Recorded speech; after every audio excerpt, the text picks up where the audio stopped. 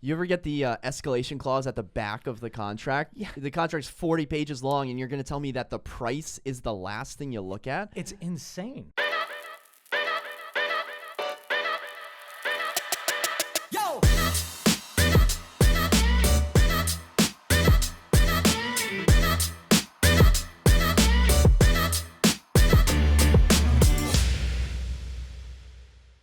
How's it going, everyone? Welcome back to another episode of the Shawn and Matt Show. My name is Matt, that is Shawn, and welcome to our show.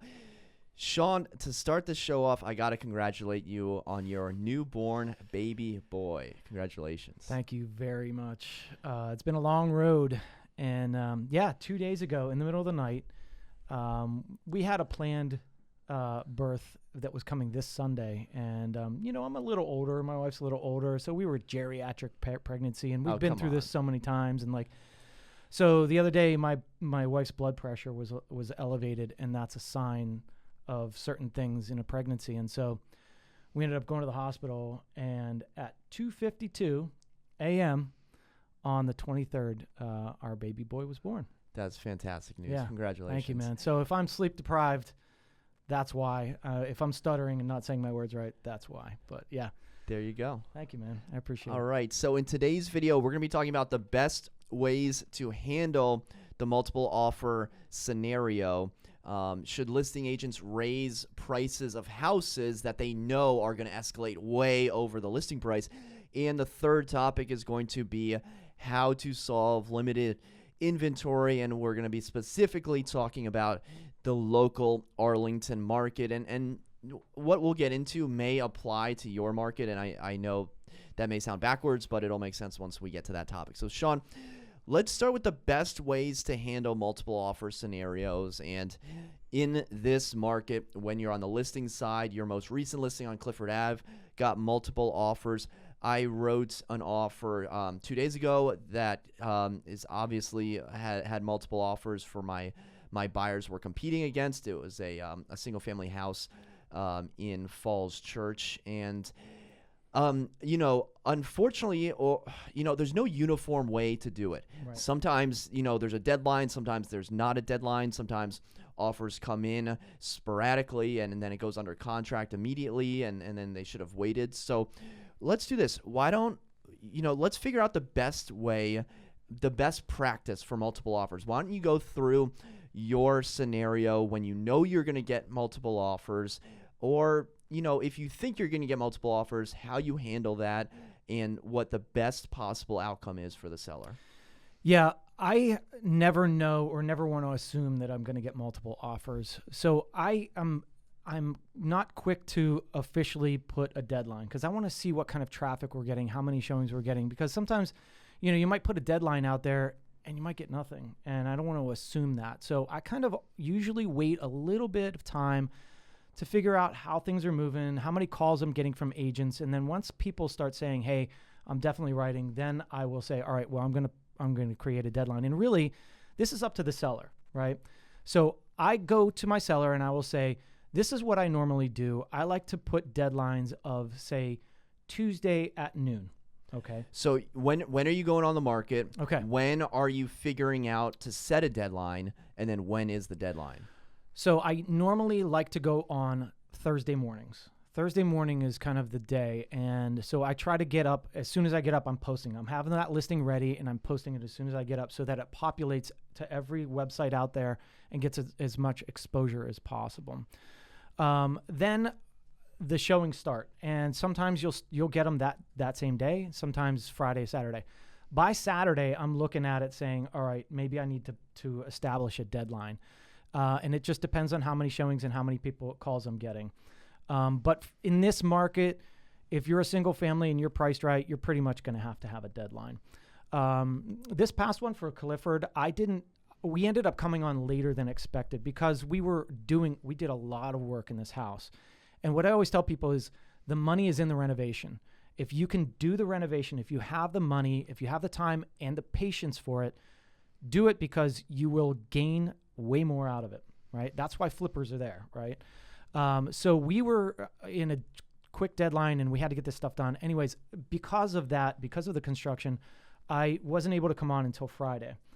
So as I got through the weekend, it was even through Sunday, I finally talked to the owner, and I said, listen, we're getting multiple, I think we're going to get multiple contracts.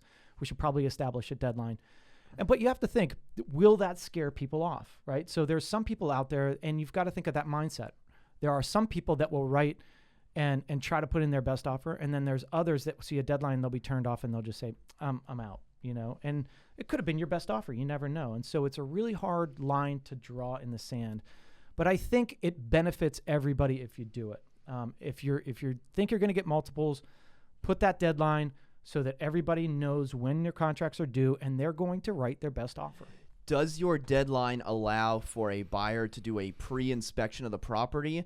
And do you advise your sellers on properties to allow pre-inspections? It's a great question. Definitely explain pre-inspections for some people that may not know. Right. So the main thing is, how do you make your contract stronger? And the one thing is with a home inspection contingency, waiving it.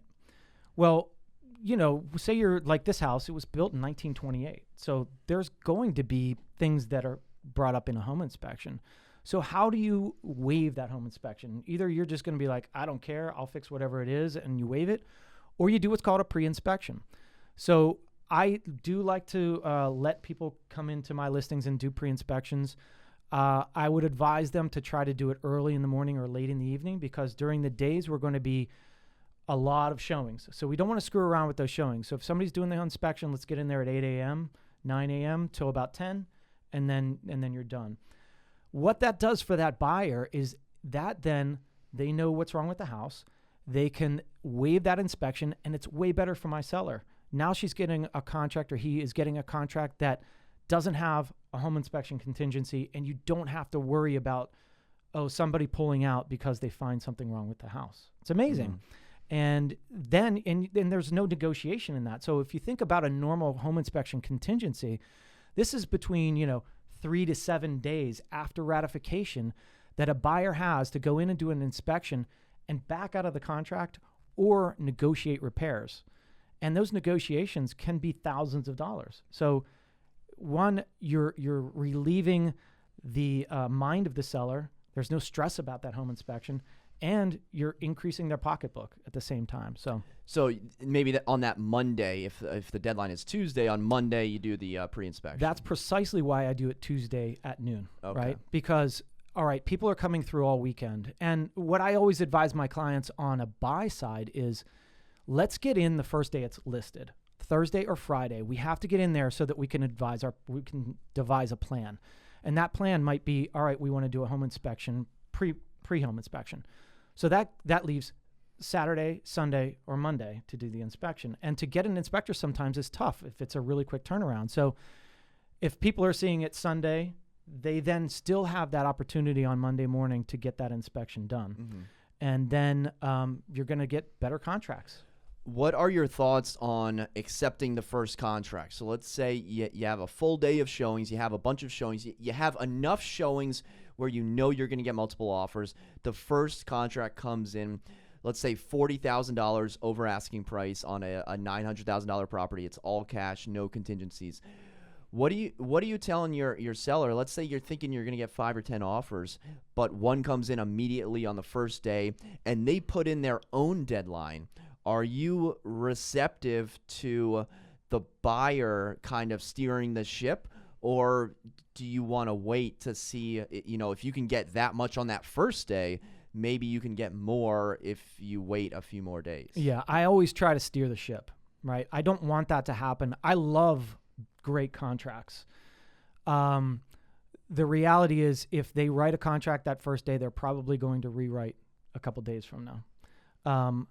And the first contract could be the best one you get. You never know. So you always have to go to the seller and say, listen, here's what I think. I want you to make this decision. If this is what you want and this is an easy contract for you and you don't care about, what could have been, then you can take this contract. What I advise is, listen, there's probably going to be 10 contracts. In those 10 contracts, this might be the best one that we get. But reality is, they're probably going to be better. Right. And an example, this other house that I did in Delray, had I taken that first offer, we would have gotten probably $100,000 less than we ended up getting. And that's the thing. You never know how high people are going to go. And when I got that one offer, I was like, whoa, that's a big number. And then the second one came in at almost the exact same number, $175,000 above asking price. Insanity. So that goes to show you, it depends on what type of market you're in. Right now, we are in a super amazing seller's market. So you can do that kind of thing. But you have to be careful on this, because if you're not watching your market, if you don't know your market, you could assume that you're going to get multiple contracts and you don't. Or you could assume that you're just going to get one and you could have gotten so many. So make sure you know your market. All right, let me ask you a few more rapid fire questions, and you can give me like a 1 or 2 sentence answer on whether this is a good idea or bad idea. Not using an escalation clause. So I submitted the offer. The agent calls me back and says, hey, listen, my seller doesn't want to use an escalation clause.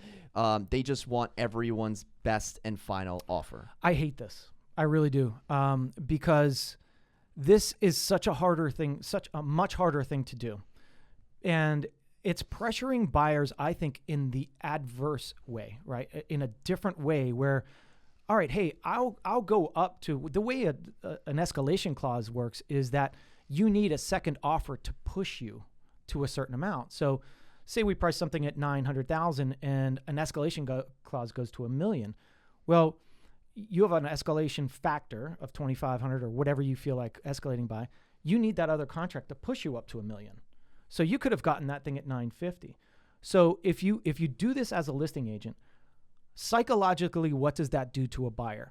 It's going to say, well, what's my top number? Do I really want to go to that top number without somebody else pushing me there? I could be completely off on this valuation.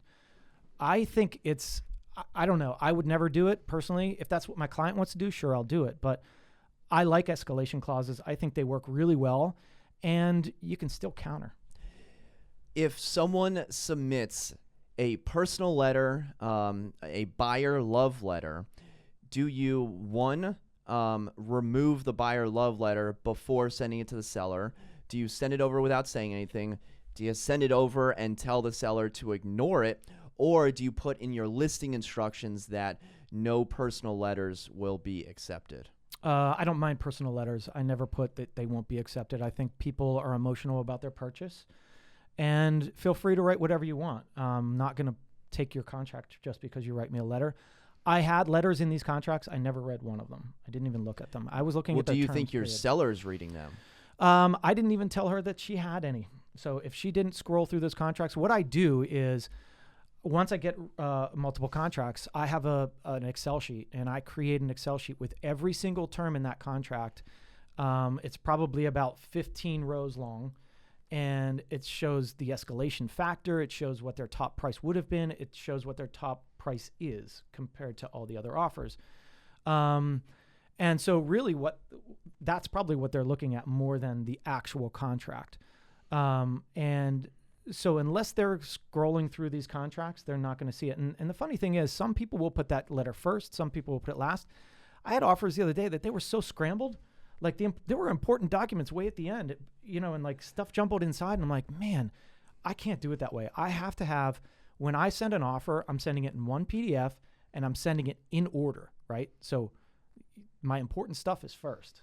And then all the other like stuff that's not really needed, that's last. You ever get the escalation clause at the back of the contract? Yeah. The contract's 40 pages long, and you're going to tell me that the price is the last thing you look at? It's insane. Yeah. It's insane. If you're an agent, first of all, send me an email with all your terms, right? Right. Make sure it's like, hey, this is what I do this every time. I'm like, I don't want, agents are lazy, and I don't want that listing agent to not know exactly what's in my contract. Yeah. Because they're just going to look, or some agents don't put anything in their email, and you have to go through it. And, it's a 20-some page contract that you've got to leaf through and make sure you get everything. And I do it anyways. I don't go based on what they say in the email because they omit a lot of stuff, right? They'll be like, they omit that home warranty. Yeah.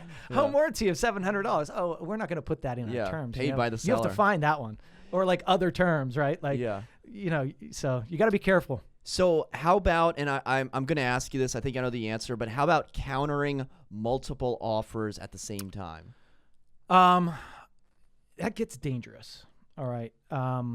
Because you get people excited and they think they're getting the offer, and in actuality, you're just pulling their chain. So it's all what the seller wants. Okay. If you want me to do this, but you have to be careful that you're treating everybody fairly in the other side. And that's the way I look at it.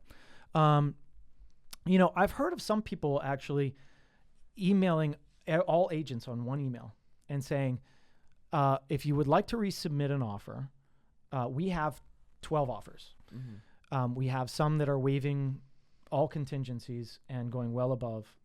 If you would like to resubmit, please let us know by this time, right? That's a good blanket way of doing it. I've never done it that way, but I saw somebody that was doing that, and I was like, wow, that's actually really smart. And what's that doing? It's getting your seller the best contract that you can. What I normally do is I look at all my contracts and I say, all right, there's a clear front two. There's a clear front two. I will take the best offer and I will go to them and I'll say, listen, I have 6 offers. We like yours for certain things. There's other things that are bringing it down. Are you willing? And I'll ask the seller, what do you want, right? Are you willing to waive your finance and home inspection contingency or appraisal contingency? Really, my big thing is home inspection contingency and appraisal contingency. If you're willing to give me something in that appraisal, that's going to make you so much stronger. So that's normally what I do is I'll go to that best one and I'll go to them first. And I'll say, listen, I have 5 others that I can go to after this. This is what we want. Are you willing to do it? Or, I want you to be able to better your offer in some way. Can you talk to your buyers and see what you can do? That was going to be my next question about, if you have 10 offers, is it even worth responding to offer, 9 or 10? And you can send out that blanket email of like, hey, if you're receiving this email, it means you're not the top 1 or 2 offers. Please consider resubmitting. But, if the financing is no good or they have a home of sale contingency, it may not even be worth starting that conversation. Right. And there's conversation starters and there's conversation enders. And when you look at the terms in that spreadsheet and you can see the ones that really are not there, it's going to take them a lot to get to the top ones. So we're always going to say, hey, I'm going to go to those top ones because it can get messy, right? You start telling 10 people and they start sending this stuff over. How are you going to keep track of that in a timely manner? Right.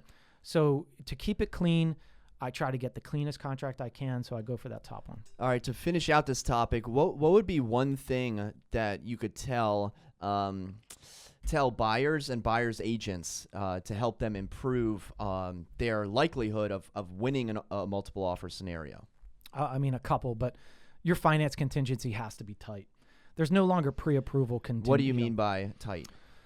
So everybody has a pre-approval. All right. I even have clients that I'm like, listen, all right, we just sold their house. We got the cash and we're like, but now I'm like, we have to dial in your financing because now you have your money from the sale of your property. Okay, now we have to get to the point where we can waive this finance contingency. If you're waiving the finance contingency and you can have some cash for the appraisal contingency, you're so much further ahead than most people. When I wrote on that thing last year and I lost, I didn't have one contingency in the contract. I waived finance, appraisal, home inspection. I had a pre-inspection, just a walk and talk. You can do walk and talks as well. Anyways, the one thing I would tell you, get your financing almost through underwriting, where all they have to do is look at the contract, approve the house, boom, done. Right? Got it. Cool. Let's move on to the next topic. I'm scared to ask you the one thing you might talk. I know I have so many, right? 5 minutes. Okay, so I got a really interesting email from a buyer named Dave. Shout out Dave if you're watching this. Very in tune, very intelligent. Probably honestly knows more than a lot of real estate agents out there. Awesome. And he had his eyes on a single family house in North Arlington, which is a very hot commodity. And I think the house was around $975, and I think the listing agent said something like, we have offers up to $1,075,000, so basically $100,000 more. It's essentially escalating over, and on these types of houses, it's almost to be expected. And I was scrolling Lab Coat Agents, and there was a post that said, if listing agents know that prices are going to escalate, instead of getting 30 offers, why not, just increase the listing price before you go on the market? So you don't have these crazy, $50K, $100K, $200,000. I've seen some at $300,000 escalations in like Chantilly. It's ridiculous. So It's so crazy. Shawn, the question is, you started this off earlier by saying, you really don't know if you're going to get multiple offers. But let's be honest. There's some houses where you pretty much know that you're going to get multiple offers on. Yeah. Let's be honest. So the question is, should listing agents suggest to their sellers of raising their list price, $25,000 to $50,000, depending on the house, if they know it's going to be, an absolute, frenzy once it goes on the market? It's a really tough call. I'll tell you, the one toughest thing for me is pricing. And I mean, if you know that it's going to be like a 30 offer, then why not push it up? But here's the thing. Pricing is the toughest thing. And what if you overprice it in a seller's market? That's the worst thing you can do, because we want multiple offers. We want good, clean offers. If you raise that too much and you turn off every other buyer, and it wouldn't happen in this market necessarily, but you'd have to be really wrong. But you turn off all those buyers. You could have had 30 offers, and now you have one. So what's better? Would you rather have 15 that waive all those things? And yeah, you might have underpriced it a little bit, but man, the price is going to go nuts. Or do you try to cut that line a little bit too much, and then all those people that couldn't afford it, that were waiving everything, that said, hey, now they can't afford it, and you're getting maybe one or two? I personally would rather, in a market that I know is going to take it, I would rather underprice it than overprice it and screw up. Yeah, I think it comes down to the seller's motivation, because depending on the seller's motivation, how nice would it feel to get multiple offers with waived contingencies? Isn't that the goal? So what listing price is going to get your property multiple offers with waived contingencies? It doesn't matter what the Redfin valuation or the Zillow's estimate is. That's irrelevant. The marketing tool here is that list price. So why not take that list price and understand what price is going to get you the best and the highest contract? Absolutely. And, there's plenty of times where I could have raised the price, but I always talk to my client and I say, where do you think, right? I think the value should be in between these two marks. A lot of times my clients are like, listen, I'm happy with X. Let's just price it at X. And if we get above that, I'm going to be really happy. And that's what we did, in Delray, and the price went way above that. And the funny thing is, I talked to multiple listing agents, friends of mine, about, hey, where do you think I should price this thing? And this is the first one down on Clifford. And some people were saying I was too high. I had no idea where to price that. It was tough, because the thing you have to remember is that every house in Northern Virginia is completely different. Yeah. So you can't just say, oh, well, this has 3 beds and 2 baths, so you should price it like this, 3 bed, 2 bath. They're completely different style houses, levels, everything about them. And so I'm not going to make the mistake of overpricing a house where, algorithms will tell you one thing, neighbors will tell you another thing, other agents will tell you another thing.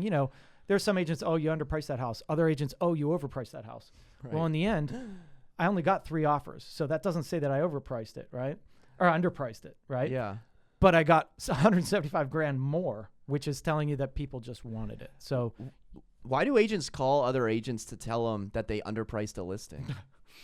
Because they're mad that they didn't get the listing, probably. What is underpricing? Because I can price it at $1. It doesn't but matter, right? But people say, oh, a buyer paid for that property. A buyer didn't overpay for it. A buyer paid the market price because they're a buyer and they're buying it in this market. That's the market price. Yeah. And isn't it funny? I was talking to my client yesterday about this, and what's really aggravating is appraisals, right? You have 7 offers, let's say, and they're all escalating above asking price. And there's 2 or 3 that end up, at a certain number. That's what the market's saying right now. And then an appraiser's going to come in, and I could give him all that evidence and say, hey, I had 7 offers, and 3 of them were at $950,000, and waiving of everything. And then he's going to come down, or he or she, and come down and just hack that price and say, nah, my opinion is that it's $915,000. And we just put all this time and effort, and this guy is working on behalf of bank, not in cahoots with the bank, but on behalf of the bank to come up with an opinion of value. I could have 3 different appraisers in there and have 3 different values. And so sometimes I've been in the situation where I've been so pissed off, right, to put it bluntly, that an appraiser came and shot us down on a price. And I've a few times been able to argue that and found out that the appraiser was wrong, you know? So I think it's important to get those values, get some comps ready. Even if you know that appraiser's not going to look at them, have them there and say, hey, this is what I think. Yeah, and when it comes to, should listing agents raise the prices, before they go on the market? This isn't saying like, oh, Shawn, you listed a hot listing on Thursday, let's raise the price on Saturday. I'm not necessarily saying that. It's more so like, hey, we think that this is going to get multiple offers. Let's raise the price by $50,000. I don't think it's the listing agent's job to balance out the market. I don't think it's the listing agent's job to say, hey, if we price this $50,000 more, you're only going to have a few buyers go after it. I think it's the listing agent's job is to, do right by their seller and to get the seller the most money and the best contract possible. Absolutely. There are things that we need to do as listing agents. And one thing you want to look at is price breaks, right? $900,000, $899,900. Right? It's a good price. That's a great price, right? You think it's worth $910? You're not pricing it at $910, right? You have to be careful. If it's $925, you think the value's there. $899 is such a better price than $925, right? And so you have to be careful on that and get as many people in that property. Yeah, let's use that example. Like, let's say either $899 or $925. If you list at $899, maybe it escalates up to $920, and people start waiving things. If you list it at $925, maybe people come in at $920, and if they come in lower, do you really expect them to waive contingencies? Exactly. Get the best contract you can. If you underprice it a little bit in this market, the market will take care of it. If you're a condo right now, don't underprice it or don't overprice it, whatever. It's not going to happen in condos right now, so be careful. Well, it's the old adage of list it here and then negotiate there and then finish, a little bit lower. Mm-hmm. Well, if you listed that high in the first place, are you really going to get the foot traffic that's going to warrant an offer? Here's the situation real quickly. I'm showing 3 properties to. I think, oddly enough, we live in the D.C. area, right? Inside the Beltway, usually is the hottest, craziest market. But what I'm seeing right now is as you get out further and further and further, it's getting worse and worse and worse. People are getting away from the city. There are so many people buying.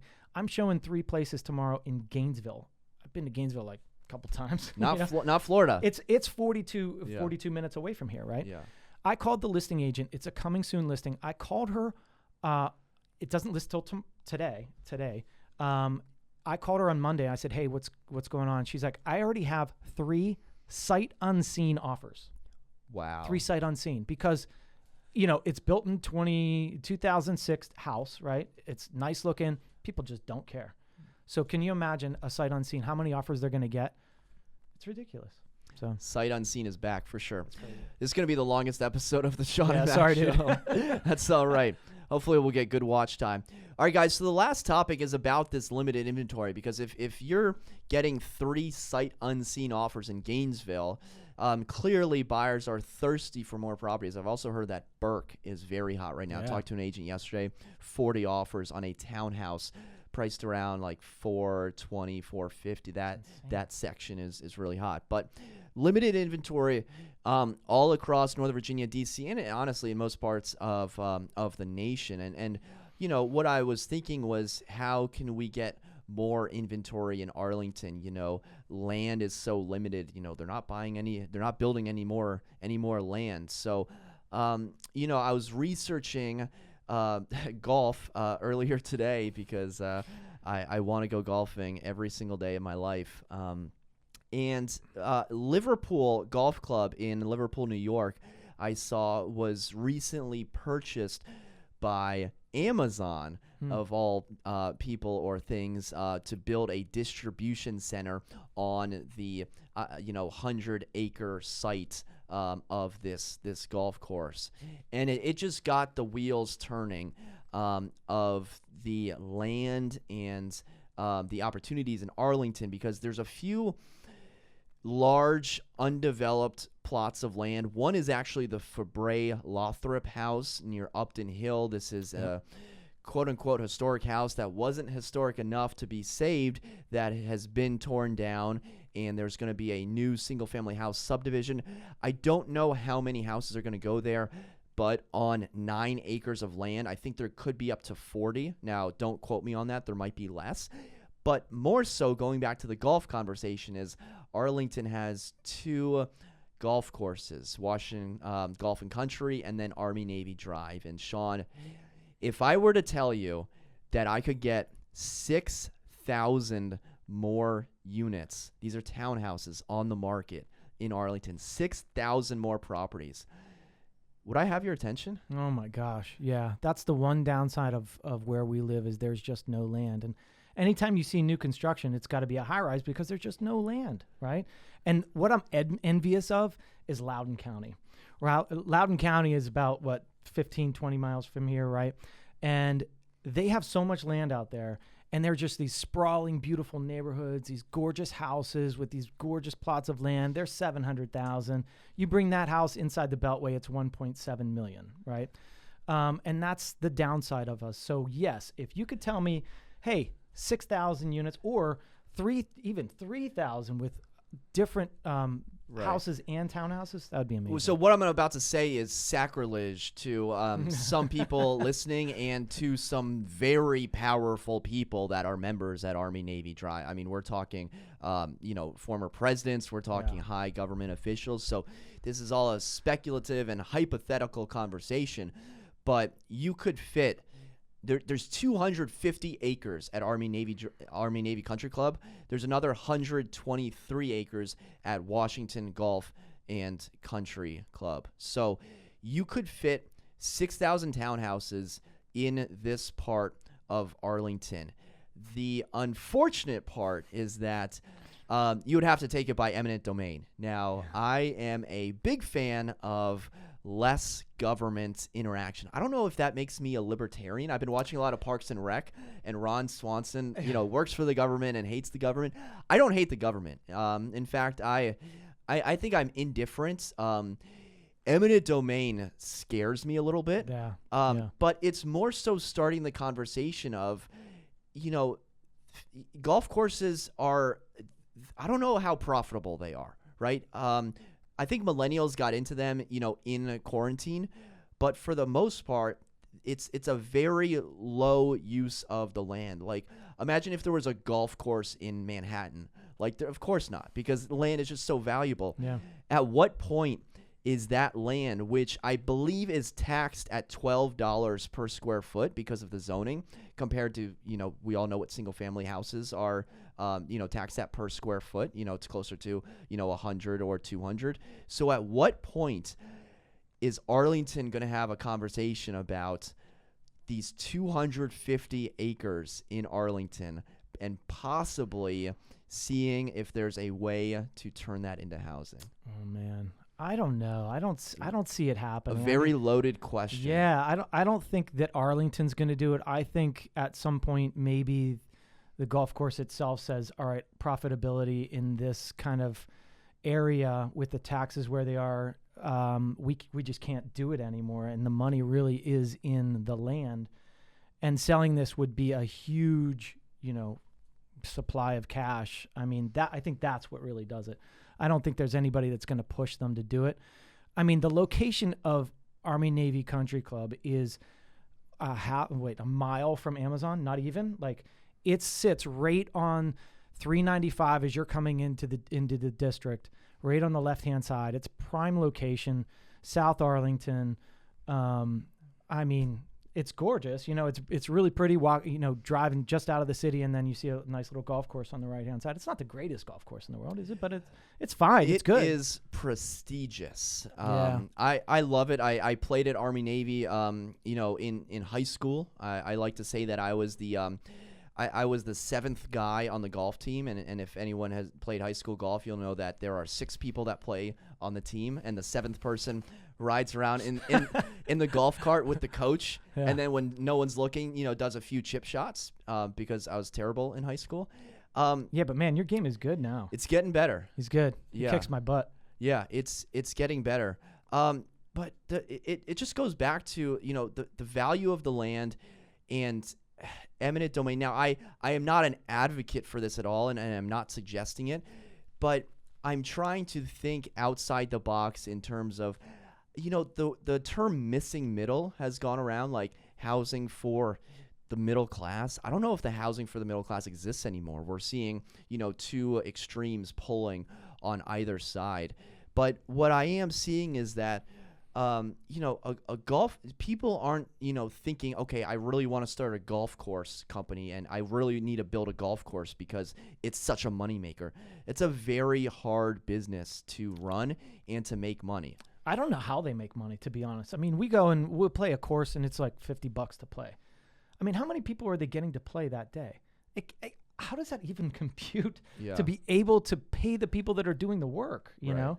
I don't see how they profit, but you can see like the country clubs that are asking for an initiation fee. Some of these, like the one in Vienna, I think it's $75,000 to get in. Some of them are super exclusive where they won't just let anybody in, or you have to have $150,000 to join.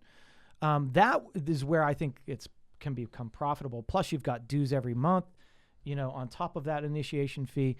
But the everyday golf course, I don't know how they do it. I'm so like biased and torn, and it's tough being a real estate agent because anytime you're a real estate agent, people will just always assume that your opinion will align with whatever like makes you a commission or whatever increases price or whatever moves properties the quickest. But in this conversation, I love golf.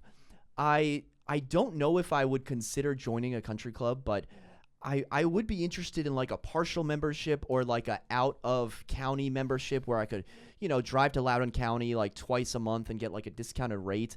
And then I am also a fan of Arlington and figuring out a way to make sure that in 10 years, every home in Lion Village, isn't $4 million. And I'm kind of catching myself saying that because, again, I don't want to control the free market, and I'm not suggesting that it is.